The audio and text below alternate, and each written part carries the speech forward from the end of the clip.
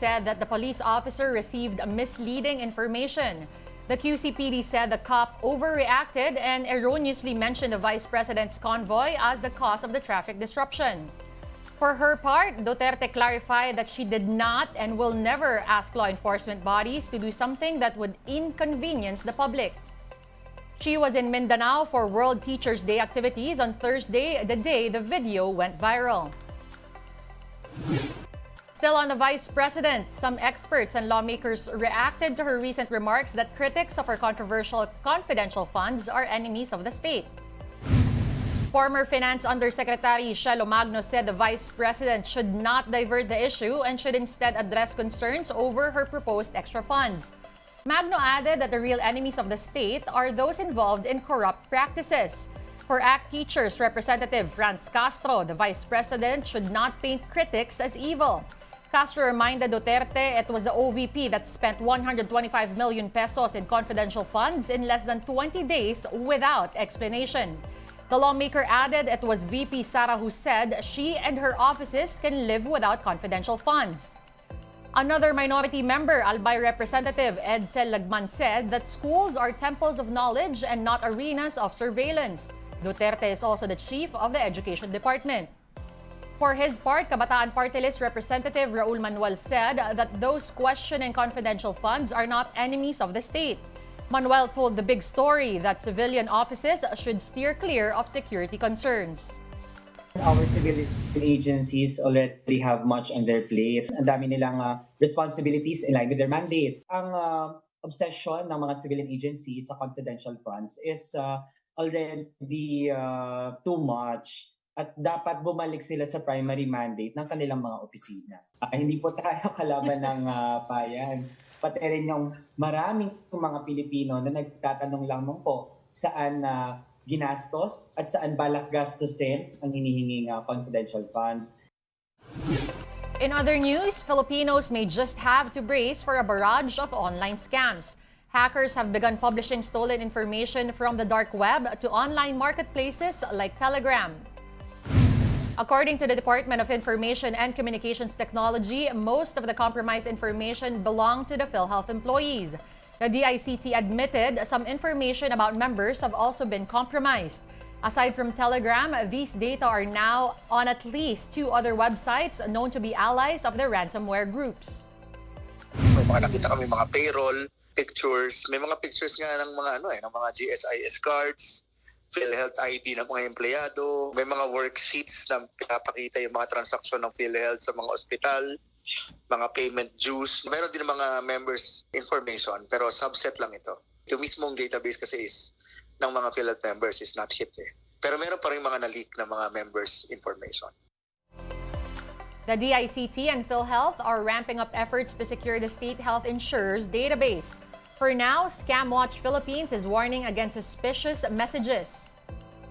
Pag-ingat tayo kung mayroong mga nag-message sa atin na pinapaklik tayo ng links kasi pwedeng sinamit sila to, na-contact nila tayo dahil sa mga na-expose na data natin. Time to take a quick break. One News Now will be back with more stories after that. Stay with us.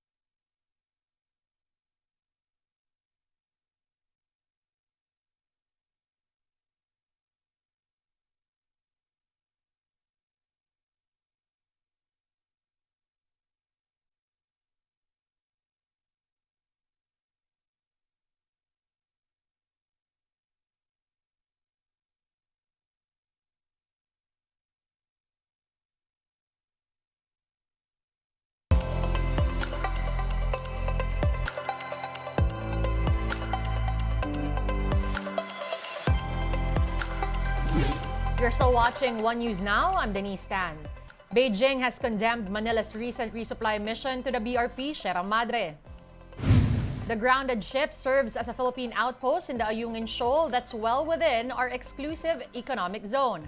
On Wednesday, Filipino troops successfully delivered supplies to the vessel's personnel. But for the Chinese Coast Guard, the mission was not permitted and was, quote, illegal. We now give you a quick look at today's other top stories.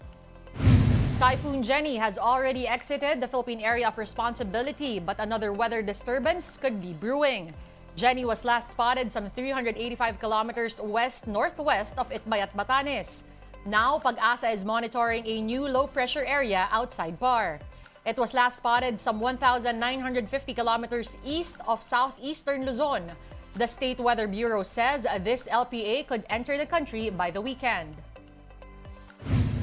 The Philippine Coast Guard reiterated that the collision near the Scarborough Shoal was an accident. That maritime incident killed 3 Filipino fishermen. One of the survivors, Johnny Manlolo, also believes that collision was not deliberate. Still, he wonders why foreign tanker Pacific Ana did not stop moving after it hit the boat. Based on marinetraffic.com, Pacific Ana has reached Singapore. There's no word yet on whether the PCG has already reached out to the foreign tanker's owner. The Surigao del Norte LGU has begun identifying possible relocation areas for members of the Socorro Bayanihan Services Inc. This is for when the Environment Department rescinds an agreement with the group. Meanwhile, the Justice Department and other agencies will also conduct a separate probe on SBSI. The group is being accused of abuses and was the subject of a Senate hearing several days ago. And in sports, the stage is all set. Gilas takes on Jordan in the gold medal match of the Asian Games later tonight. The Philippines looks to exact revenge on the only team that defeated them in this year's games. Gilas carries the momentum of a morale-boosting win against China in the semifinals. It had also been 6 decades since the country last won gold in the Asian and more than 3 decades since a silver medal. Meanwhile, the Jordanian squad advanced to their first final match ever. If they win later, this will be the first gold medal for Jordan this year. The Gilas-Jordan match is happening at 8 tonight. One News Now will be back at 3:15 p.m. Join us again later. I'm Denise Tan. We are One News.